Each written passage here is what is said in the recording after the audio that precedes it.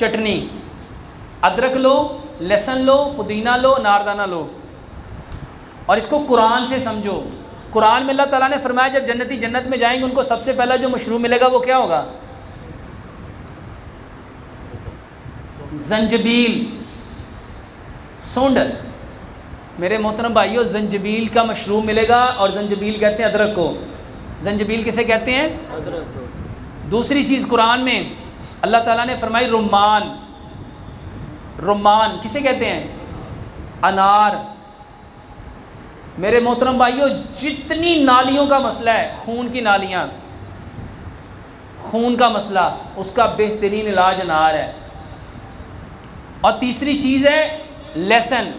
नबी सल्लल्लाहु अलैहि वसल्लम ने फरमाया लहसुन खा के मस्जिद में, लहसुन की बू फरिश्तों को अच्छी, आपने फरमाया अगर मैंने फरिश्तों से बात ना करनी होती मैं कभी लहसुन ना खाता, सॉरी मैं लहसुन ना छोड़ता। लहसुन में 70 बीमारियों की शिफा है। पूरी दुनिया में खून को पतला करने की यही 3 दवाइयाँ हैं, और जितने लोग दर्दों की दवाई खाते हैं वो खून को पतला करती हैं, वो खून को। तो जितने लोगों के कमर में दर्द है, जोड़ों में दर्द है, हड्डियों में दर्द है, वो अदरक, लहसुन, पुदीना, नारदाना बराबर मिकदार में लें। हस्बे ज़ायक़ा इसमें सब्ज़ मिर्च मिलाएं, नमक शमक कुछ नहीं डालना, और ये चटनी बना के जो खाना आप खाने लगे ना सालन में एक बड़ा चम्मच डाल दो।